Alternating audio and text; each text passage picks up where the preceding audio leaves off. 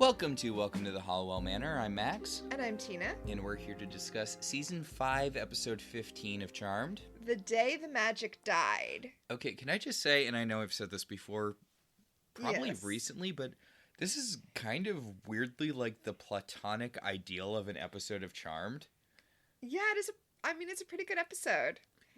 Well, the thing is, it is a great episode of Charmed. If you wanted to demonstrate what an episode of Charmed is like, or what Charmed is like as a series, you've got this.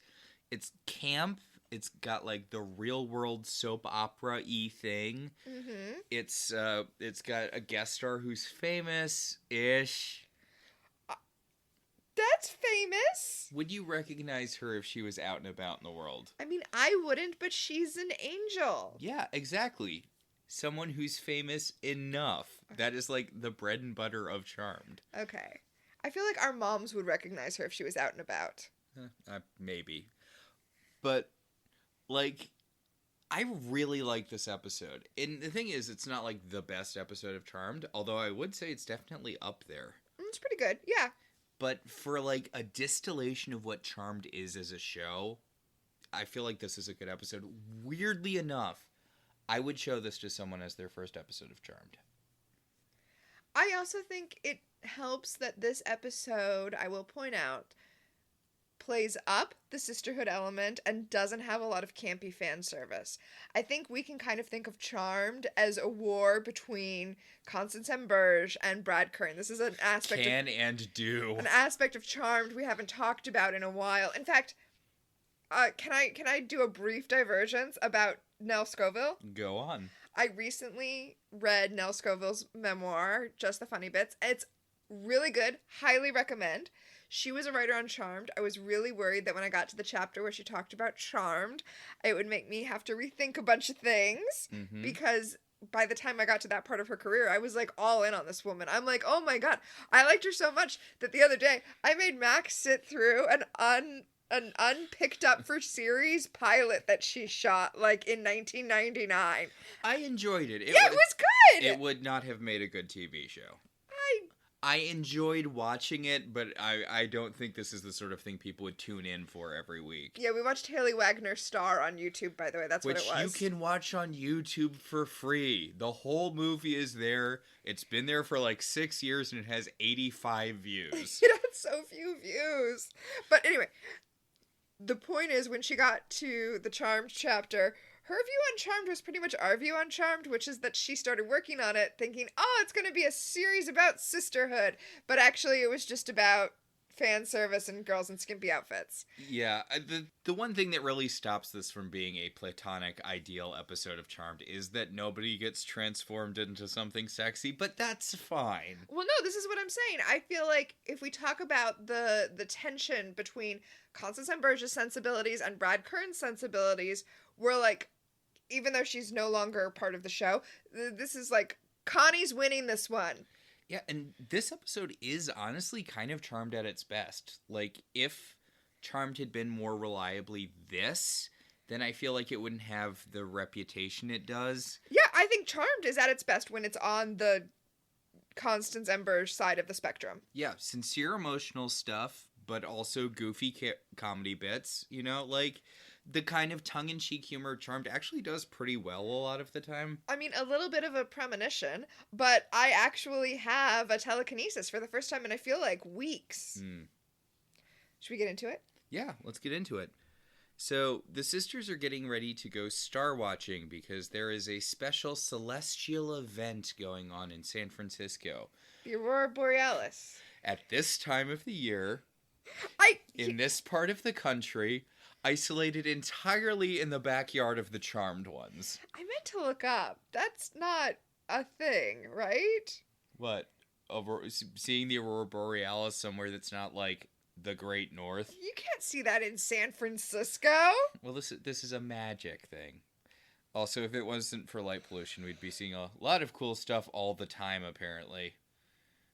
Yeah, when I was in high school, I actually was part of an astronomy class, and one of the things we did in the astronomy class was once a month or so, I feel like it was once a month, we would go out to this really rural area outside of the town I lived in and do stargazing, where there was very little light pollution. It was pretty cool. Yeah, apparently the sky is always doing all of this really neat stuff that we just can't see anymore because of light pollution and regular pollution and lots of other stuff. So Yeah, no, I mean, we could be having the northern lights all the goddamn time. we just don't know it because there's so much light pollution. Mm. So, lest you forget, Piper is very, very pregnant, and she's so concerned because how is she going to get her body back after she gives birth? Well, Piper, let me put it this way. It will be harder when your actress is actually pregnant. You know, this is a terrible time to be a woman living in a body. Okay. The fact that when Lisa Kudrow was actually pregnant and Charmed, they had to make it triplets because otherwise she would look too pregnant. In Friends, you said in Charmed. Oh, sorry. In Friends, yes. In Friends, when Phoebe was pregnant. Not in Charmed when Phoebe was pregnant, where she was wearing the sexy Cordelia outfit. I'm kidding. She was like, 6 weeks pregnant? But anyway, in Friends, you couldn't be regular woman pregnant without it being like, no, it's triplets. It's fine. Women don't get that big when they're pregnant. I mean, I know this is a thing people are talking about a lot now. We're starting to reconsider the way bodies were treated at this time. But I mean, honestly, just look at those pictures of Jessica Simpson supposedly fat. Like, well, oof. The one that drives me nuts is the picture of it's of I think Mariah Carey, and she's wearing short shorts, and the caption is like, "Woof! Look at this heifer. Those are some fat gams or whatever." Like it's Yeah, that was like on a tabloid. Yeah, but the thing is what the fuck are you talking? Like, I was looking at the picture for so long, and I'm like, those are really thin, muscular. What are you talking about? Yeah, I know. I lived through this. I was a teenager when all this was happening. It was not a fun time. Yeah, so maybe cool the brakes on, getting your body back after having a baby. You know what you need to do after having a baby? You need to take care of the baby and yourself. Yes. Like, this is not... You should not be doing sit-ups when you have a newborn child. Yes. Unless it's something you feel like you want to do because your abdominal muscles are also all fucked up and you want to get your abdominal muscles back. Or wouldn't you do core exercises? They didn't have core exercises yet. Uh, Core exercises didn't come into existence until like 2015. This is a joke. I'm joking. But anyway, Piper, you're not actually pregnant. They're just going to take the fake belly away and it's going to be fine. Speaking of her pregnancy, though, they get another gift from the magical community. They keep calling this a golden goose. It's not a golden goose. It's a goose that lays golden eggs. Okay, I kind of love this. I'm so glad we're not talking about personal gain in this episode. Oh, I'm so annoyed, though. Okay, go ahead. Okay, so the magical community has been giving them gifts, which, in the parlance of The Office, is mostly birds. Yeah. Apparently the hot item for a baby this year is a goose that lays golden eggs, so they have so many. I mean, honestly, it's not having an infinite wealth generation thing, as a gift would be really useful for a new parent.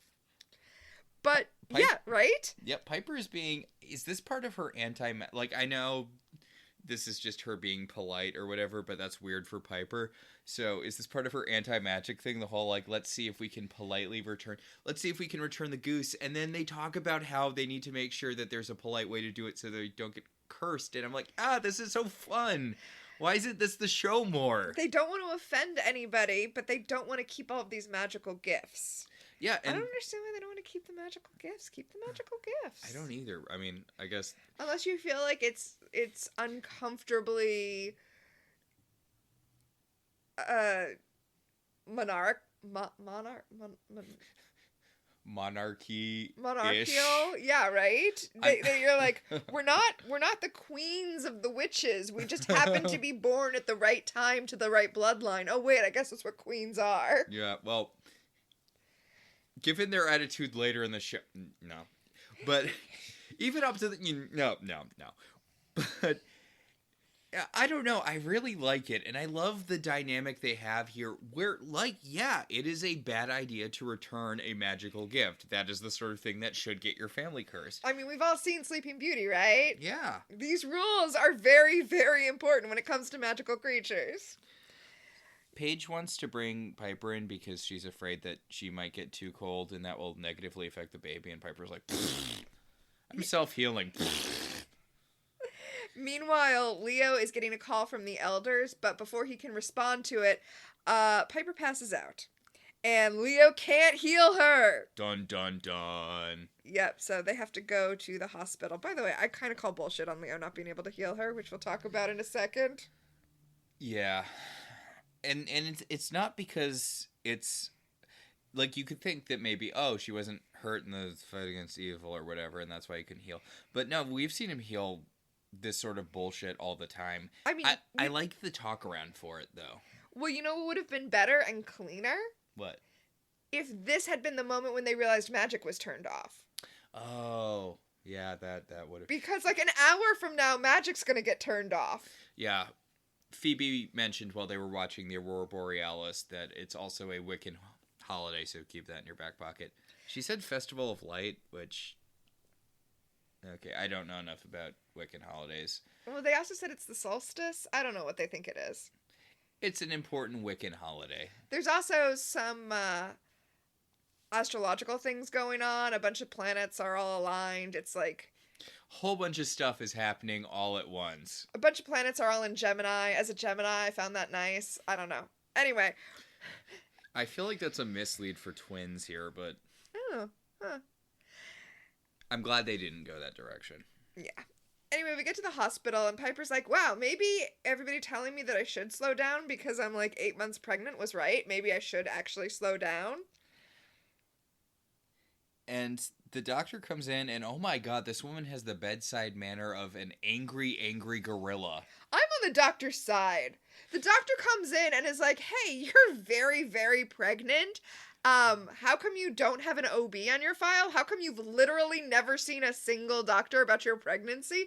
And she's like, oh, my sisters are training to be midwives, and that's my birth plan. Okay, and she says we've been seeing a healer, which, I mean, this doctor works in San Francisco. I'm sure she hears that all the time. Okay, but like... We had a midwife who was part of a medical practice. I still had tests done. Yes. Like, you still want to make sure there's nothing going on, like there is with Piper right now, which is high blood pressure. Okay, this doctor is such an asshole. She's being the doctor from Arrested Development. I mean, not exactly, because she's just... It's really weird. Piper's like, am I going to be okay? And the doctor's like, well... You have a serious problem. And that serious problem is high blood pressure. It is a serious problem. It is a serious problem. She draws it out all weird, and she's talking around it for a while. Like, she gives, like, the medical... Toxemia. Yeah. And then she talks about, like, how completely deadly it's going to be for the baby unless you relax. And I'm like, why wouldn't you lead with that, you monster? No, I disagree. I feel like she understands that this is a woman who does not take medical advice seriously and needs to understand that she needs bed rest and that she needs to take this seriously. She's listing, like, all of the horrible things that will happen to her. Well, okay, the main thing she mentions is the possibility of a premature birth, which, spoiler alert, does happen at the end of this episode, although... You're at 34 weeks. 34, 36? They're so far along. They are so far along. Like... Talk to us when your kid's 3 months early. Yeah. Which is how early our daughter was. Yeah, not to play a game of preemie ones-upmanship, but our baby was born at 26 weeks. 34 weeks is... Luxury! Anyway, we can joke because she's fine. Yes. It was a very stressful at the time, experience. but she's fine now. Anyway, Okay, this is the thing I said I was going to bring up in a minute. Mm-hmm. Leo's like, oh, that's why I couldn't heal you. High blood pressure is partially physical, but it's also a state of mind. I mean, it's not technically wrong, but also, shouldn't he be able to heal states of mind? Ooh, that's an interesting question, right? The brain is part of the body. Yeah, not to go all not to continually reference things, which is what our show does, but it just reminds me of the thing from, hey, so could the healing baking woman in Encanto, could her baking heal mental illness? Clearly not. Look at her family. Yeah. This actually kind of reminds me of when I was pregnant and I couldn't take anxiety medication because I was pregnant. So I'm sitting here hyper aware that cortisol, which is flooding your system when you have anxiety and you're not on your anxiety meds, also bad for the fetus, but also I can't have the anxiety meds because that might be bad for the fetus. And my mom's like, "So what are you doing?" And I'm like, trying to calm down? I don't know. Yeah. I think my point is here, just like with where the anxiety is, yes, it's mental, but the physical problem is the cortisol flooding your system. I feel like Leo should be able to heal the cortisol flooding my system. He should be able to heal the high blood pressure, regardless of whether or not it's caused by stress. Piper, though, does relish the opportunity to be like, I fucking told you I needed to see a goddamn doctor. She was right. Yeah. Yes, and honestly, their logic for why she shouldn't see one was bad. Like, yeah, we see the baby orbing when it's actually born, but, like, it's a human baby. It's not going to register as weird, I wouldn't imagine. Yeah. Like, it's not like they're going to take her in for a prenatal scan and it's going to have, like, I don't know, horns. Well, I mean, they don't know that because they never got it scanned. So we cut to a guy explaining to his minion what's going on about how all of these things are aligning. I love this. It's so goofy. It's so camp. The guy's like this raspy-throated, wicked wizard man, and his minion Stanley. His minion is Stanley. Stanley, who has strong intern energy. Yes. Like, the guy's explaining how all of these things are aligning, and Stanley's like, so what does that mean? And the guy's like, soon it'll be our time to strike. And Stanley's like, could you be more specific than that? Like, I love Stanley because he seems to not really know what's going on the whole time. And the guy talks him into attacking the Charmed Ones, and Stanley's like, but if I do that all the time, the guy's like, but you will be important in Dad. And Stanley's like, who important? It's such a stupid joke. No, but it's so good. He's like, your name will be legendary. What is your name again? Stanley. We will sing songs of Stanley, the demon who got killed by the Charmed Ones, which is what you're going. You know what? As far as demons go, this one's a straight shooter. He tells Stanley, your job is to go get vanquished by the Charmed Ones. Yeah. So, back at the manor, Paige orbs in with a bucket of sand from the Dead Sea for healing purposes. And Phoebe's like, oh, gross, who horked? She actually makes a joke about Paige having pooped in a bucket, which... No. Okay, so the Dead Sea is highly sulfurous. Yeah. So it was a fart joke, not a poop joke. Ugh. She says, what did you eat over there? Because she has a bucket filled with sulfurous water. I mean, she sees the bucket. She's just making fun of Paige. She knows what it is. Remember, Phoebe used to be the one who knew magical stuff. She knows what Dead Sea water smells like. And Phoebe's like, you're kind of overdoing it a little bit. Because at the hospital, you were like, oh, boo-hoo, it's my fault that she collapsed because I let her go outside. Like, just let Piper be. Like, if you try too hard, you're just going to stress her out more. This isn't an excuse for me to be lazy. I swear. Oh. So, Leo has driven Piper back home. Leo is so much better in this episode than he is normally. Because Piper's having her I told you so's, and Leo's like, look, if you want to see the doctor, you can see the doctor as much as you want. And Piper's like... Yeah, you say that now, though. Piper is low-key kind of pissed this whole scene. Like, she sees it's weird because they're trying to calm her down, which is clearly irritating her, and she's like, please just leave me alone. The geese come in, and she's like, I thought we took care of that. And Leo was like, well, I was going to, but then you collapsed. Right? Does she not remember that part? To be fair, it was very dramatic what happened. That's fair. Oh, a thing we didn't mention that I wanted to bring up. When the geese started arriving, they said they needed to get him out of there before their father, Victor, shows up because he's coming in for the birth. Yeah. And he doesn't like magical stuff. Phoebe says he's got kind of a Darren Stevens thing going on, which I feel like was kind of insightful for her to be like, yeah, Darren Stevens, he was kind of an asshole to try to tell people to suppress their magic. And maybe our dad is being kind of an asshole to not like magic. Okay, Phoebe is very broad in this episode, but in a way I enjoy. She walks into the kitchen with Paige, and there's a unicorn there, and Phoebe has this whole face journey where she's like, no. We can't have a unicorn in the house. That's going to be so stressful for Piper. And Paige is like, are you fucking kidding? It's a goddamn unicorn. This is the coolest thing in the universe. I mean, if you can't be excited about a unicorn, then maybe having magic is wasted on you, Phoebe. The unicorn is not a goat, yet somehow it has eaten part of its tag and bitten off who the gift is from. It says from L, and Paige says, do we know anyone from Spain? Because it's like E-L, like the... in Spanish. Yes. Also, there's a bunch of musical cues that I feel like would be unwise to do nowadays.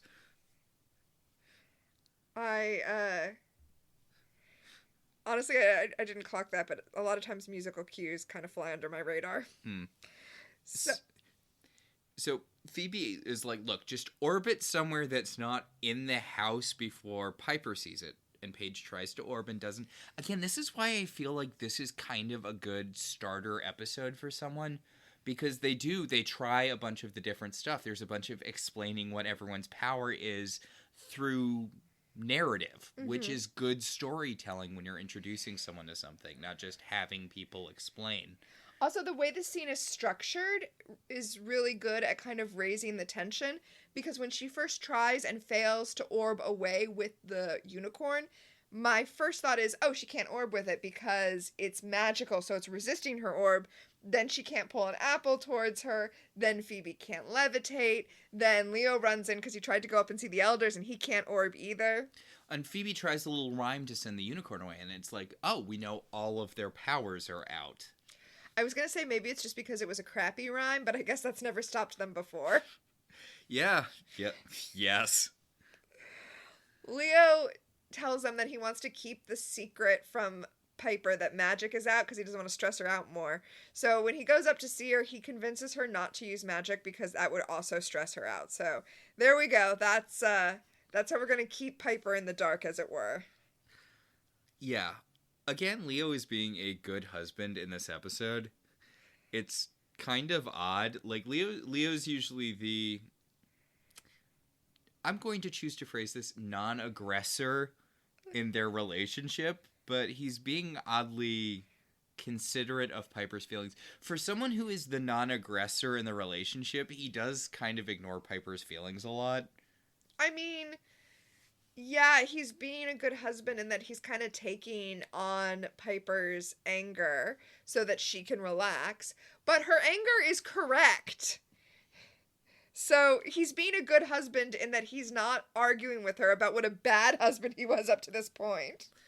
I do really like this scene, though. Piper talks to Leo about how she's worried that she's already screwing up as a mother. Like, that this has been a really long and difficult journey for her, and by having this disease, she's feeling like she's failing the kid. And Leo's like, that's not what's happening here. Like, you're not a bad mom just because you have something. Like, also, it's not she does say disease, but it's not a disease. It's a completely normal pregnancy complication. Yeah. And she the reason she feels bad is because she had an instinct and she ignored it. And I like that Leo kind of focuses on, you had the right instinct, like you have that mothering instinct. And he asks her what her instinct is now, and she says it is to deliver the baby in a hospital, and he's like, well, then that's what we'll do. Yeah, he's like, I will call the doctor, I'll get everything set up. He accidentally knocks over a basket and breaks, I think, a lamp or something. And when she reaches to freeze it, she's like, no freezing, no freezing, no freezing. Again, this is a good narrative way so you know what her power is, even when she's not actively using it. The phone rings, and it's one of his charges. She's like, why are your charges calling you on the phone? And he has a good lie immediately. People on TV usually don't have good lies right at the ready, but he has one. He's like, I've been ignoring their calls because I'm focused on you, so I guess that's why she called my number. My question is why he gave out the Halliwell's number to his charges. That seems weird to me, but I mean, yeah, no, it seems weird to me. Okay, I think this might be my time freeze. Yeah? The Halliwells are probably just listed in the phone book. Yeah, but do his charges know about his marital situation? How could they not know? He's married to one of the charmed ones. Also, I'm sure he, like, talks about her to an annoying extent. Do you think he's like Columbo? Yes, where he's always talking about his wife. Also, I feel like he's using it as an excuse for why he's an inadequate white lighter all the time. Sorry, He's my like, wife's one of the charmed ones. That's why I couldn't be here when you were attacked. exactly. Also, you know, he's the charmed one's white lighter. He's like, you know what? He shouldn't have other charges. As we have said before, the charmed ones should have 3 different white lighters, not be sharing one with a bunch of other witches about town. So, Phoebe takes Paige into the basement with the unicorn, and which seems like it might not be the greatest thing because of the whole Woogie situation, Woogie Nexus, whatever, but unicorns are, according to them, a representation of good magic, so if anything, I feel like the unicorn is going to be safest down there because it has, like, a natural immunity to negative magic. Phoebe lists all of the signs that have been happening, and she's like, okay, so clearly the universe has been literally trying to tell us something, but what? And she steps on one of the golden eggs from the goose that lays the golden eggs, and it shatters, and she's like, I guess not just our magic is out? Mm-hmm. Which, speaking of... Yep, Stanley the demon shows up, and he tries to use his powers to attack Paige. He tries to fireball Paige. I want to point out, fireballs were discussed as, like, a top-tier demon power, and they're clearly not if this guy has them. Yeah. But they don't work, so. Yeah, and Paige is like, oh, cool, I guess the field's even. And he rushes her, and it reminds me so much of that scene in Future Man, the first season of Future Man. Uh-huh. Where Josh gets into the fight with the biologist in the parking lot, and the 2, like, super soldiers from the future are like, okay, we're not going to help you. You have to do this by yourself. And it's this just really awkward thing of these 2 guys, like, awkwardly flailing at each other and, like, kind of rolling around in the parking lot. Well, it's like the Xander Harmony fight. Yeah, which is one of my favorite bits from Buffy. It's a classic. Well, this is going on downstairs. Piper is upstairs watching Dark Shadows, which is interesting because the character on... Okay, this is probably too much, but the character on screen in Dark Shadows is Tabitha. Mm-hmm. I don't know if you're aware of this, but in Dark Shadows, there's a character named Tabitha whose mother is named Samantha, whose grandmother is named Endora, and Endora, of course, is a name that does not actually exist. There are 2 Endoras in all of pop culture, the one on Dark Shadows and the one on... Bewitched. So obviously this is the same family from Bewitched, a show that just came up at the beginning of this episode when they were talking about Darren Stevens. That is all. Yeah. Also, it's, as you could tell from that series of names, it's very heavily implied that these are just the characters from Bewitched. Yeah, that's my point, yeah. It's not specifically stated, but you can understand from the names. Which, how do you not get sued for that? Like, was it the same network or something? I just think people didn't care that much back then. Because, God, I can't even imagine the lawsuit that would ensue from that. I don't know. I feel like you could say it was parody. Dark Shadows? That it was parody to, like, have the characters kind of have those names You know, the way that it's like, the way that there was like the fake Glee club in Community that was obviously making fun of the TV show Glee. I feel like it falls kind of under that. I guess. I mean, I'm like but Dark Shadows was like a serious show, ish. Yeah. That movie was not good. Didn't watch it. Not going to. But anyway, we go back to the fight scene. Like, we briefly cut to Piper watching Dark Shadows and being like, that's the stupidest thing I've ever seen. Witches on television. No, well, she's like, that spell wouldn't work. It's like when I try to watch Lawyers on TV. Yes. So Leo turns up the volume so that she won't hear the fight happening downstairs and runs downstairs to help. Okay, so the guy's standing over Paige. He's holding a table, and he's like, my name is Stanley. Remember my name. Remember my name. And then Phoebe runs into the room and throws a knife into his heart, and he, like, falls over dead, and he's like, my name is Stanley. And Phoebe's like, who is that? And Paige is like, I don't know. Okay, yes, that is what happens. But don't sleep on this beautifully subtle moment of choreography where when Stanley picks up the table and lifts it up over his head, because magic's off and presumably some of his strength that he's used to comes from magic, he's thrown off balance for just a touch. He just has the barest almost falling backwards from lifting the table over his head. And that is, you know that's choreographed because that table's actually made of like styrofoam or something. Yeah. So Stanley's dead body falls to the floor, does not burst into flames, and Leo walks into the room and says, hey, what's with the leftovers? Gross. So gross. But they realize that this means magic is out everywhere. For everyone, not just good magic. I kind of love this because it's like when your power goes out and you're like, oh shoot, is this us? Did we blow a fuse or is it out everywhere? And you kind of try to like look down the street and see if all the lights are out, or when your internet goes out, or when a website's out and there's the website you go to see if it's out everywhere or just for you. Mm-hmm. So they shove Stanley's corpse into the closet because they'll deal with that later. They're really not used to dealing with bodies in this show. For a show that makes such a big deal about magic not being allowed to be used for personal gain, they sure are out to sea when they don't have magic. So they shove Stanley's body in the closet, and they answer the door because Daddy's home, and he brought a guest star. Yep, he brought their new mom. Yeah, okay, I'm sorry. A blonde woman. Oh, yeah, so you can guess how many other episodes this character's in. Okay, can we talk about how Victor is the rudest person on the goddamn planet? Yeah, sure. Because he shows up with his new wife, total surprise, and is like, hey, this is my new wife. We're staying in the manor.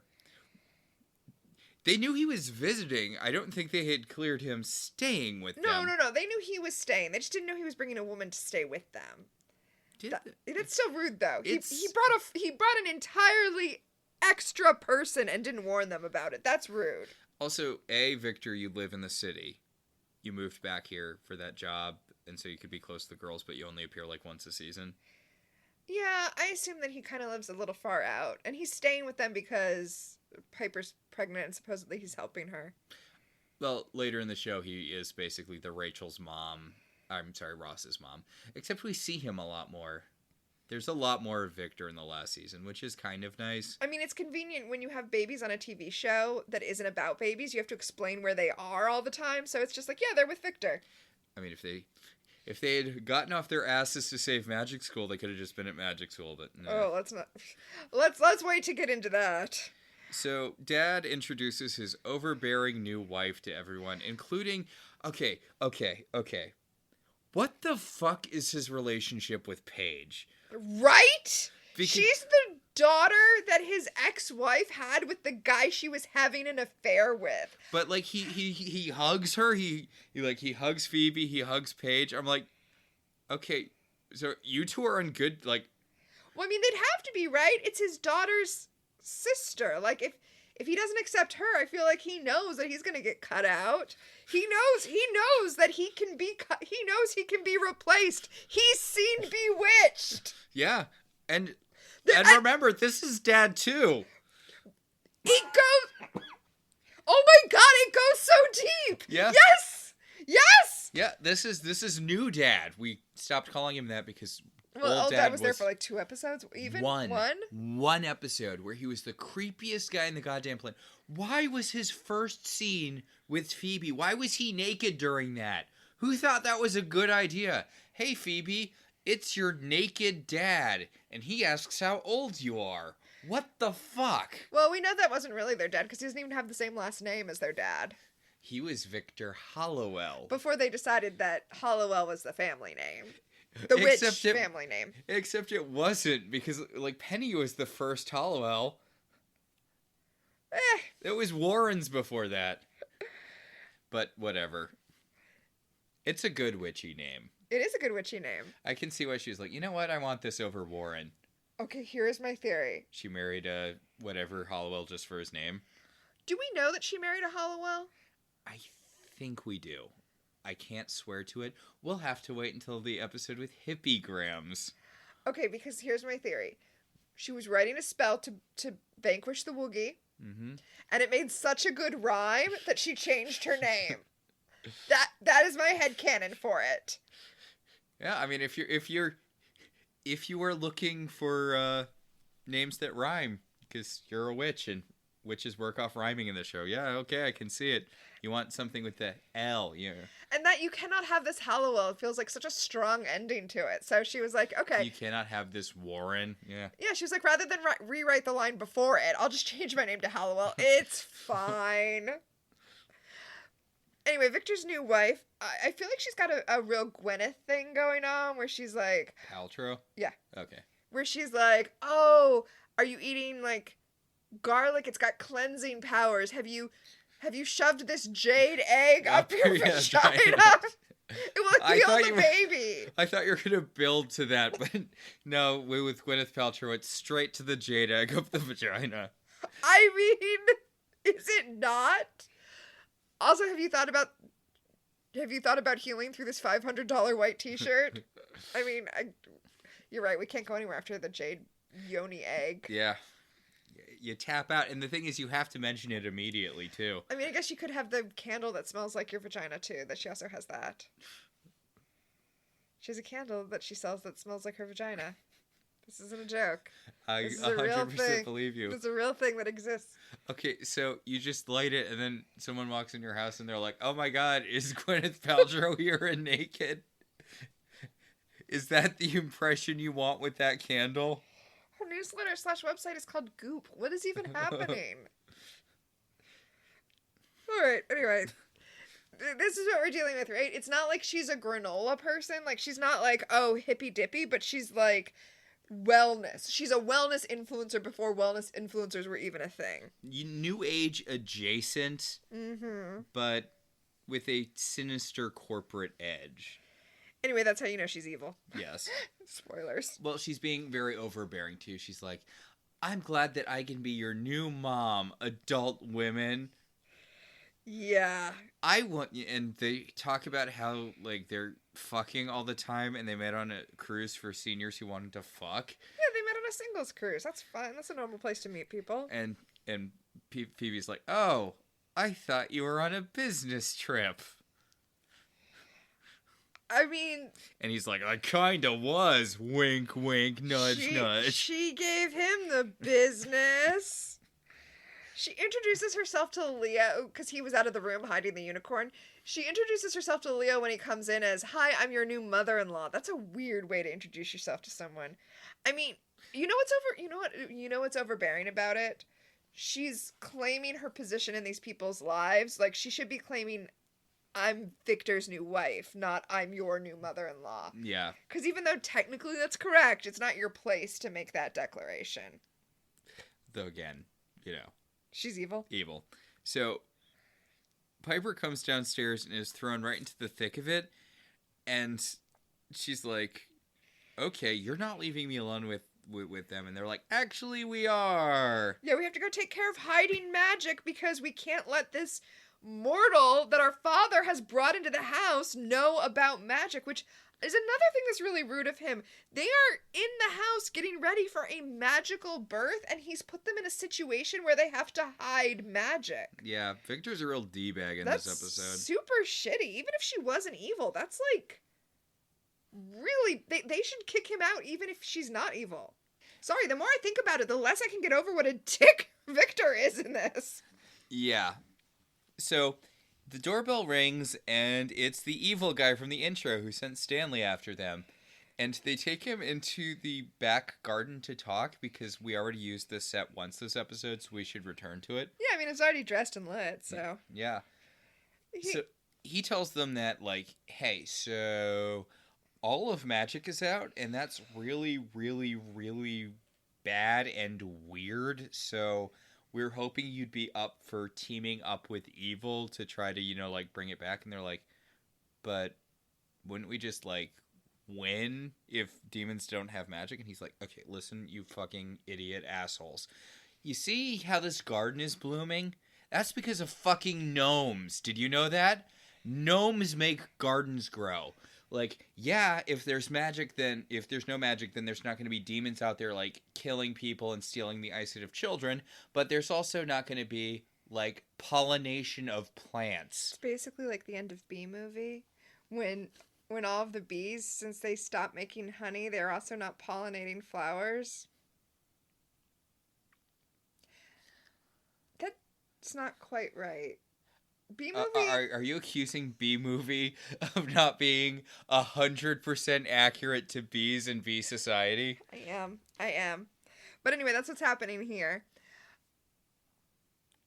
He also, don't forget, he lets them know that he sent Stanley there specifically to get killed by them so that they would believe him that magic is out. Fair. I mean, I guess that's what you do when you're evil. Yeah. So he's like, look, why don't we meet at a desecrated church at midnight, and you should wear something like midriff bearing for easy stabbing. I mean, 'cause it's fashionable and cool. And they're like, no, we're going to meet at Manny's Pizzeria in the mall and at midday tomorrow. And yep, he's like, for a summit, a sit down between good and evil. And he gives them his card, and they're like, you have a card? And he's like, yeah, it's the 90s. I know it's not the 90s, but no, he's like, things change. I had to take a taxi to get here. His card says, Crowan, sorcerer, evil magic for all occasions. Awesome. Amazing. Again, this episode is so, like, light, camp, and fun. Yeah, that's kind of perfect.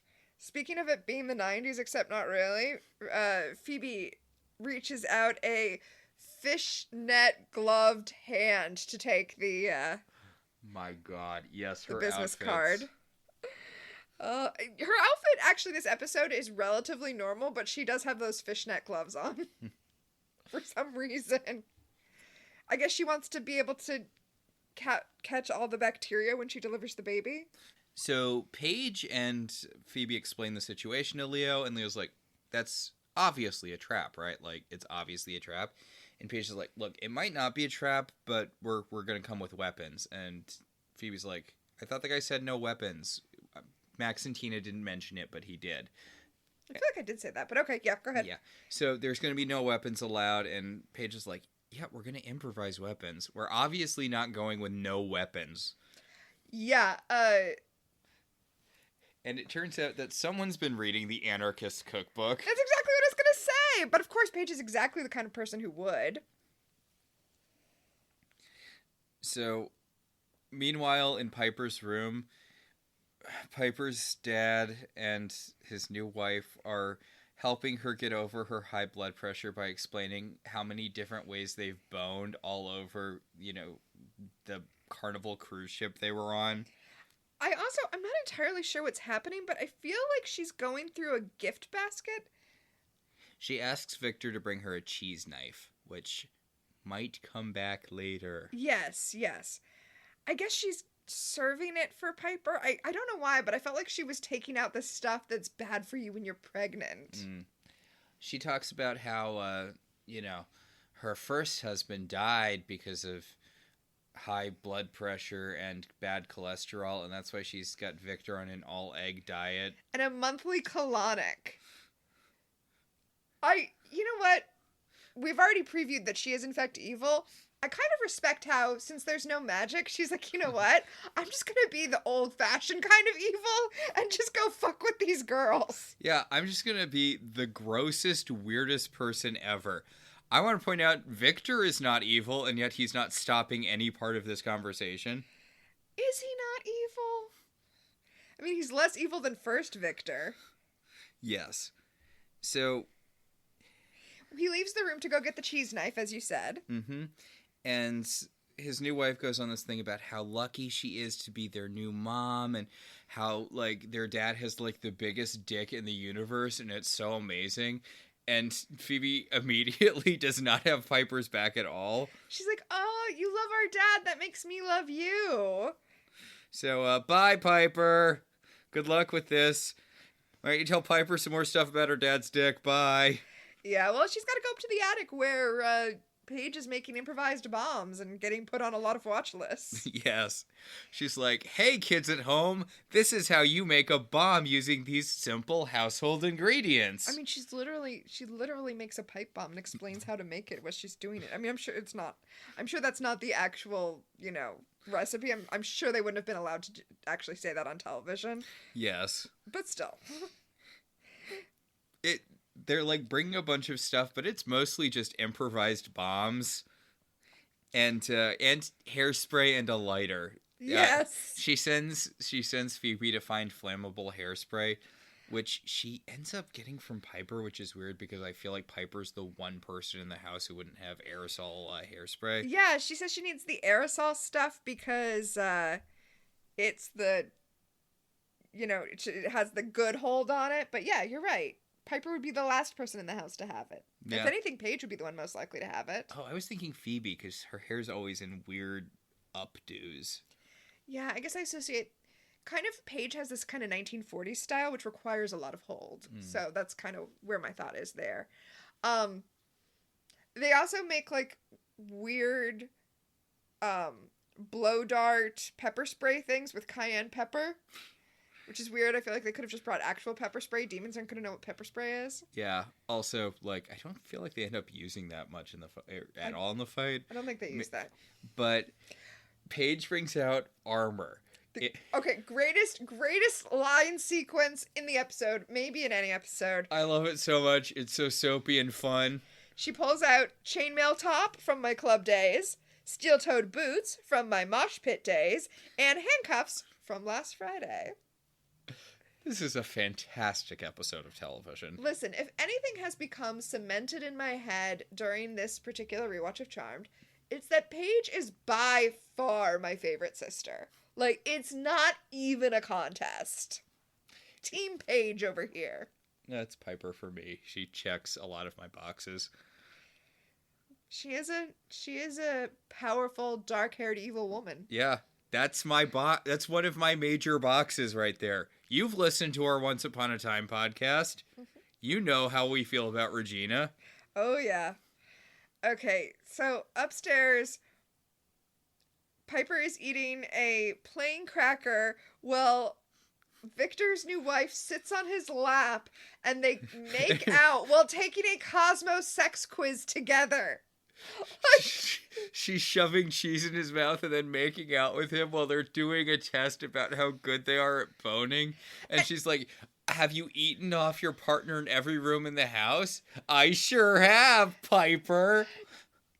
They specifically are eating the cheese while Piper is eating the cracker with no cheese on it.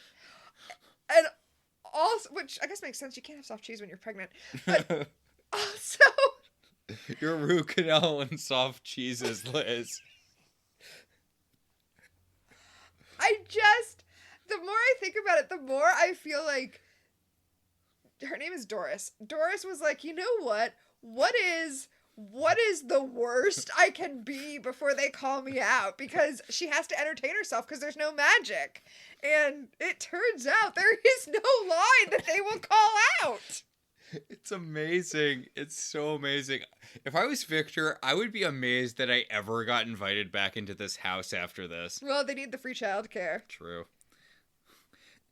So, Piper's like, please stay with me, Leo. And Leo's like, well...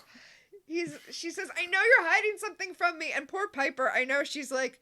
She knows there's something villainous going on. She knows that there's some sort of demonic thing happening. And I just feel like she's like, please, Leo, fighting demons is going to be so much better for my blood pressure than sitting with these two for another minute. Okay, so I feel like I'm mean to Brian Krause's acting ability very often in this show. What? But the way he delivers this line is so pitch fucking perfect. Where he's like, well, it's nothing you need to worry about, but all of magic has disappeared, and Phoebe and Paige have gone to a summit meeting with evil. To try to turn magic back on. Jazz hands! Piper gets so mad that she tries to blow him up, which of course does not work because magic is off. And again, good natural way to work it in. She's like, look, I'm not going to lose it. I'm just going to blow you up. Which, hey, now if you're the audience, you know that is a power Piper normally has. And then hopefully Leo survives it, or else this is a... This is an incredibly This is somehow a more abusive relationship. And then, because we don't have enough to worry about, Piper's water breaks. Wah, wah. Yep. Cut back to the pizzeria, where Paige and Phoebe have decided to go meet with the demons. They give them their purses to check, and because they're demons, they don't recognize all of the improvised weapons as improvised weapons. Okay, so spoiler alert for like 3 minutes from now, but it turns out everyone in this bar is a demon who's here to murder them. Why do they give them their purses back? I know they don't think there are weapons in there, but why bother? Why not just immediately go to killing them? Why have this weird little conversation where you're like, actually, we're just going to murder you, but also here's your purses back first? That is a great question. Don't have an answer to it. Oh no, how is Phoebe going to defend herself if she doesn't have precognition or the ability to levitate? One of the groups in the pizzeria is dressed like baseball players. Like, presumably it's a baseball team, like a local softball team that came in for pizza, but actually it's demons in disguise. So, 2 things. Huge Warriors vibes. That was the first thing. The second thing is, I appreciate that the demons were like, okay, we're going to pretend to be pizzeria customers. Who goes to a pizzeria? I need to get into the head of a person who would go to a pizzeria. And then they went to wardrobe for it. They invested in this particular ruse. So they throw Paige and Phoebe through a window, not outside. It's the window that leads to the lobby. So they're still in the building. And also, that wasn't a wall thing. There was just a separator that had a window that they got thrown through. So everyone is still in the same room, even though they were thrown through a window. I don't know why I find that weirdly delightful. These demons are being so considerate because they gave them something to duck behind when they start throwing goddamn bombs out of their purses. I feel like somebody wrote this script. Obviously, the script was written. I feel like somebody wrote the script, and then somebody else was like, wait, how are they going to throw bombs and not get blown up by them? Yeah, they were literally surrounded by demons. So they just had them thrown in a corner so they could better fight their way out. I love this so much because these guys don't have powers now, and we know at least one of them was like the envoy of the warlocks, so we know he's just a human dude. So they're just blowing up regular people with homemade explosives. Now, these people, these demons, and one is a warlock, yes, they said that they just paid all of the patrons to leave, but that they killed the owner. So it's okay if they die. They already killed a good guy. Yes. They killed Manny of Manny's Pizzeria.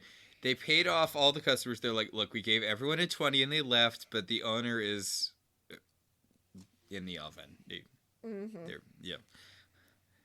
I, you know, you know what? Fair that they didn't try to check on the owner. He was probably Oh, already he's dead by definitely then. dead.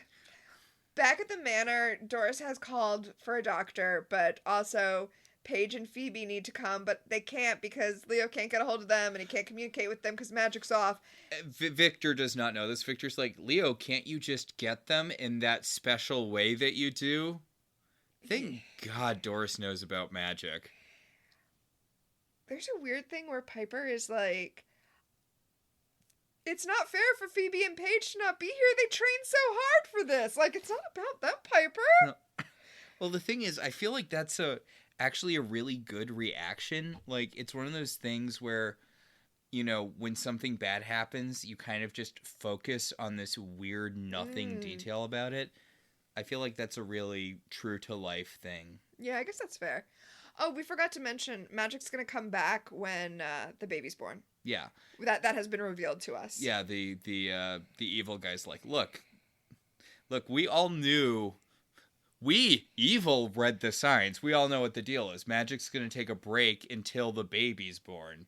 So we just need to wait until the baby's born. This whole summit thing was just an excuse to kill you two. Yes. Doris goes to get some towels, and when Victor follows her, presumably so that he can bang a little bit before the baby gets here, she stabs him with a cheese knife. And at this point, you know what? Fine, fair. Good for her. Good for her. This is how we discover Doris is evil. This or literally anything she's done up to this point. We get this thing where we think that she's going to smother Piper with a pillow, but come on. Yeah, right.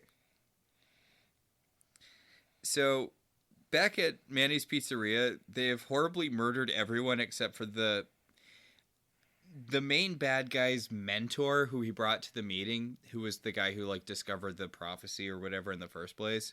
This is, by the way, I jumped the gun. This is when we find out that Magic's gonna come back after the baby is born. Yeah, they very lightly torture him. They tie him up and I have to focus on this a little bit. they handcuff him. They don't tie him up, they handcuff him. And the fact that they handcuff him and that restrains him means that these are legitimate handcuffs and not standard sex handcuffs. Because handcuffs that are usually used for sex have a little latch that you can hit with your thumb because you never want to be genuinely tied up. Because what if your partner dies on top of you and then you've got a Gerald's Game situation and you got to deglove to escape? I was counting down the seconds till a Gerald's Game reference there. But these are actual handcuffs, so damn, Paige, I guess is what I'm saying. She plays for keeps. Yep. So Paige holds a knife to the guy's throat and he explains the whole thing about, magic, blah, blah, blah. And they both figure out, they're like, oh my God, you're after Piper's baby, which, duh, yeah. Welcome to the rest of the show. Yep. Yep, the main guy that we've seen, the main sorcerer, he slipped out during the fighting to get to the manor and steal the baby. So we get another fake out that Doris is gonna smother Piper, but nope. She was actually just fluffing a pillow. But then the evil guy comes into the room and he's like, I'm the doctor. And Piper's like, oh shit, you're a demon. He's like, yeah, I'm a demon. You got me. Not even faking it. Come on, you have to give birth to a baby. They're like, they're getting Piper ready to give birth, and she's like, oh, I'm gonna fucking murder both of you. You are both going to die at my hand. And he's like, yeah, just give birth to the baby. And she's like, you're first. I will kill you with my bare. I'm not even gonna use magic. So Phoebe and Paige return home, and they realize that unicorn horn is concentrated good magic. This was referenced earlier when they thought it might be a trick. Paige is like, it can't be a trick. A unicorn's horn is pure good magic.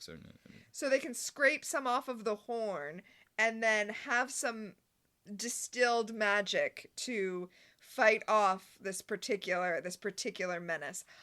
Then they realize, oh hey, the L must be elders, and they sent the unicorn down because Leo wasn't picking up the phone to hear about the prophecy. Yeah, because the elders had called him right before Piper collapsed and he hadn't gone. So yeah, the elders needed to find some way to communicate to them what was about to happen because none of them have any powers that let them see the future or know what's going to happen. And they can't drop a note explaining the situation. They had to be weird and obtuse about it. Maybe there was an additional note explaining all of it and the unicorn ate that first. In fact, I would like to think that. So, Doris is helping Piper give birth, and Piper is like, look, I'm going to fucking murder you. And Doris is like, there, dear. It'll all be over soon. And Piper's like, yeah, for you. This is a real Rosemary's Baby situation where she's like, don't hurt my baby. And Doris is like, we're not going to hurt the baby. We're going to raise the baby to be like super evil and be like the king of all evil. And Piper's like, face to the face. Piper just smashes a vase full of flowers over her head and books it, which I love Piper in this episode. I love Piper overall. We were just talking about that, but yes. Paige and Phoebe, they're in the basement with the unicorn and they hear all of this stuff going on upstairs and they're like, ugh, all right, I guess it's time to stop farting around and get upstairs and take care of this. But Piper has fallen slightly down the stairs while trying to escape because she is currently in active labor. And the demon's like, oh my god, if you kill yourself and the baby, then we can't raise it for evil, stupid. Yeah. Also, he kind of gives Doris a dirty look when she comes down because she does stumble down after Piper. And she's like, she caught me off guard. And well, he does not say it with his words. His face definitely says, she is a woman in active labor. What do you mean she caught you off guard? Also, Victor wakes up, so we know he's not dead, and he starts crawling towards the stairs. The demon holds the knife to Piper's throat as Paige and Phoebe come upstairs, and he's like, I'll kill her. And they're like, no, you need the baby. And he's like, look, the baby's on its way out of her. I'm pretty sure I can kill her and cut it out and not lose anything here. Oh, grim and true. Yeah. And Piper's like, fucking kill this guy. And they're like, we don't want to lose you. And she's like, I don't give a shit. Fucking kill this guy. And then, even though he's been gut stabbed, Victor redeems himself by stumbling down the stairs and throwing himself on the evil sorcerer, freeing Piper and letting the sisters throw the unicorn dust on him so that they can vanquish him. They throw the unicorn dust and they speak a rhyming couplet to destroy all evil in the house. He explodes. Victor's new wife explodes. We see the closet door where they stashed Stanley's body shake a little, which is a cute touch. And it means they don't have to worry about burying a body, which is just good. It frees up their weekend. Yeah. They bring Piper over to the table and they lay down. Piper says, sorry about your demon wife. And Victor's like, it's fine, whatever. They are helping Piper give birth, and while they're helping Piper give birth, Leo comes running in and they're like, Leo, go heal Victor, who's just leaning up against the credenza bleeding to death. They toss him a bag of unicorn powder and he immediately knows what to do with it. He's on the ball. So Piper is giving birth. They can see the head. It has hair, brunette hair, and Paige has the great line, what, you were expecting a blonde? Although, I mean, why it does become blonde later. A lot of babies are born blonde, even if their parents are brunettes. Yes, we both had very blonde hair as children, and one of us has very dark hair as an adult. My hair's like medium dark. You It's between blonde and brown. Yeah. In its natural state. Our daughter, meanwhile, very, very, very blonde. I told her, like, don't expect that to stick around, but it's weird because when she was a really little baby, like Wyatt, her hair was getting darker. Yeah. Like, I was looking at some pictures of her when she was at, 6 months, and she was basically a brunette for a couple of months there before it went really, really, really light. She was never brunette. It just got darker. Yeah, okay, she was never brunette, but, it was getting actively darker. And now she's, platinum blonde Sabrina the Teenage Witch. Yeah. Or the Chilling Adventures of Sabrina, I guess. So, the baby is born, and ups! It's a boy. It's a boy. You can, well, not that body directly relates to gender, but wow, that is a lot of penis. I was generally, they have a couple of really long shots of the naked baby, and I'm like, I guess you could show a penis on network. It's just a baby. Yeah, it just seems really weird to me that that's something you could do on the WB in 2002 or whatever. Yeah. I don't know. I feel like you'd have network standards and practices. Obviously it's a baby, who cares? But still, it feels like the sort of thing you'd get dinged for by the network. Yeah, I guess they decided it was okay. But yeah, it's a boy, which, in case you don't remember because you're not obsessively watching Charmed the way we are, they were, of course, expecting a girl because all of the Warren witches have been women until now. Yes. Also, when Piper went to the future that one time, she had a daughter, but also Prue was, alive. So clearly some things had changed. But yeah, I really like this episode. Yeah, it was a good episode. We get our last shot where we pull back and we see the whole family standing there. It's a very Madonna and baby shot. So. Oh, and as the baby's born, there's white light everywhere. The chandelier does its shaky, glowy thing. Everyone's magic is back on. Yeah. The baby literally does orb its way out of Piper, which... So I guess it's a good thing that they didn't have time to go to a hospital. I guess they just had to throw that in so, Piper wouldn't be like, so seriously, we couldn't have just done that in a hospital? Yep. They needed to prove Leo right. But yeah, no, I really like this episode, and I liked it more talking about it. Yeah, I enjoyed it, both while we watched it and talking about it. I agree. Top tier Charmed. Yeah. And so I think we should talk about our segments. Yes, much like the Charmed Twins, we have our own power of 3. The first power in our pack is Premonitions. Who in this episode is, was, or will become famous? A little spoiled for choice. Or at least we've got 2 big choices. Well, 3. Okay, no, let's be fair. We have one big choice, and then we have one that I personally love. Okay. So our big choice is, of course, Cheryl Ladd. Yes, Cheryl Ladd, who was a Charlie's Angel. She wasn't one of the big ones, all right? I mean, she wasn't Farrah Fawcett. I mean... Jacqueline Smith wasn't Jacqueline? What do you consider a big Charlie's Angel? Honestly, just Farrah Fawcett from the...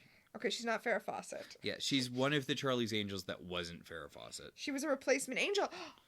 Oh. Yeah. See, it all comes back together. That's good. It's good. I like that. And then the one that I personally like is J.P. Minogue. J.P. Minogue is who played Stanley. You would not recognize his name. You will know this guy. You will see his face and you'll be like, oh, I've seen him in a million things. He was in Scrubs. He was Elliot's rival doctor when she had that fellowship. He was in Veep. He was Congressman Clark on Veep. Wasn't he the fake dean in Community?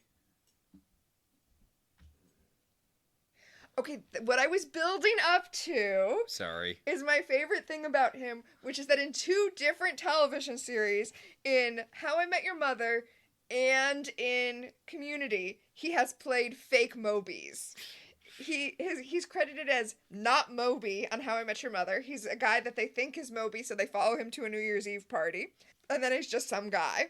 And in Community, he's a professional Moby impersonator who is credited as Phoebe, who is then hired to replace the dean, because of course the dean looks a lot like Moby as well.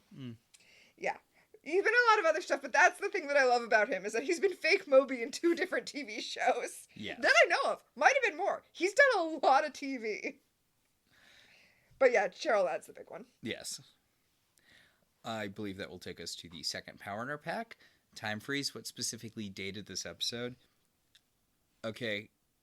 I don't know if this is true, but I feel like singles cruises were like an of the time thing. I was thinking that too. You don't hear about those as much. Although I previewed mine, which is that Leo's Charge probably used a phone book to locate them. Yeah, which, God, weird. Also speaks kind of poorly to the Charmed ones. Like, everyone knows who they are. Like, demons can just look up where they live. If you were smart, you would just throw fireballs at the house from the outside at 3 in the morning. Good thing no demons are smart. Yeah. And that will take us to the final power in our pack, telekinesis. What, if anything, genuinely moved you this episode? Okay, the birth scene. The birth scene genuinely moved me. It was very sweet. But mine is different. Oh, what is yours? Mine's the little speech Piper gives to Leo about feeling like she failed by having something up with her. Because a lot of this episode is in a really weird way, it reminded me of a show like Providence, where it's like one of those like slice of life in a small town kind of TV shows where like all of the drama comes from like real stuff. Mm-hmm. Like it felt like an unexpectedly real thing. Like the drama wasn't coming because someone got shot by a dark lighter, or the universe is going to explode if Piper and Leo have sex. Like it's this small real world, or relatively small real world problem. Mm-hmm. And that allows for a kind of emotional honesty I feel like we don't really get with the, my sister was blown through a wall by Shax thing. Yes. All right. Before we move on to what we're talking about next time. Yes. I have to make a correction. Oh, okay. They weren't watching Dark Shadows. They were watching Passions, the other supernatural soap opera. Passions is the one that has the Stevenses. Yes. Yeah. Yes. Did you know that episode that series ended with the witch character saving the world by converting to Christianity? Dear God, no, I did not. Yeah. Apparently that's how Passions ended. I did not know that. I do know that Spike watches Passions with Joyce. Ooh, which is a kind of interesting charmed Buffy connection. Yeah. Yeah. Yeah. All right, next time we're going to talk about Baby's First Demon. Honestly, I really like this episode too, if just because it's a demonstration of Piper becoming kind of the best and worst character at the same time. Piper murders a lot of people in that episode for being in the vicinity of something kind of happening to her child. Well, let me read the description of that episode. When Piper's baby is nearly abducted, Paige seeks out the kidnappers at a black market. Like, Piper becomes legitimately kind of horrifying in this. Like, we get the perspective of what the Charmed Ones look like to the underworld. Mm-hmm. And, like, I don't know. It's just kind of neat to have a show that addresses that, like, these people are capable of some terrible things, and they will do those terrible things and not feel anything about it. Ooh, it's like I Am Legend. With the novella I Am Legend, which ends with the protagonist realizing that the zombies are actually fairly sentient and he is the monster. I Am Legend. Yeah. Yeah, and just also, I feel like it should be mentioned here. Clearly, there are things higher in the pecking order than the Charmed Ones. One of them was literally just born. Mm-hmm. But now that Cole's gone, discounting Wyatt, the Charmed Ones are kind of the most powerful beings in this universe now. Yeah. Like, yeah, granted, stuff like the Elders are theoretically above them, but, like, the Charmed Ones are basically omnipotent from this point on. And there's this really fun shift that happens in the show when Demons of the Week are basically always underdogs from this point on. That's why it makes sense that from now on, the battle is going to be about whether or not demons are able to take Wyatt and make him evil, because that would be the biggest threat that they would face, an evil version of Wyatt. I mean, it's basically their only option to win. Literally, the ultimate power in the last season, Billy and Christy, are only... Oh, God. Yeah. Billy and Christy. Oh, God. Literally, the only reason they're a threat is because they take Wyatt's power. The ultimate power is only a threat to the Charmed Ones if it has Wyatt's powers. Spoiler alert. Yeah, spoiler for the end of Charmed. And it doesn't even work. They are mega omnipotent with omnipotence on top, and they still couldn't kill Piper. All right, I think that's it for this week. Yeah, I think that'll about do it. Our show is partially listener supported. If you want to be one of those supporters, you should head over to our website, www.welcometotelevision.net, and click on our Patreon link. We'd like to thank our current $5 and above patrons, Beryl, Patricia, Rosa, Ryan, Mara Cruz, Benjamin, Kate, Jen, Dan, and Anthony. If you'd like to support the show in other ways, you could always rate and review us on Apple Podcasts. It helps other people find the show. If you want to talk about this episode, or any episode of any television show, you can email us at ilovetelevisionzines@gmail.com, or you can tweet at us at ilovetvzines. For now, because I'm probably going to move us over to Blue Sky like this week. Fingers crossed. Well, I have an invite. I can do it. I just need to sit down and do it. Yeah. So until next time, I'm Max. And I'm Tina. And this has been Welcome to the Halliwell Manor.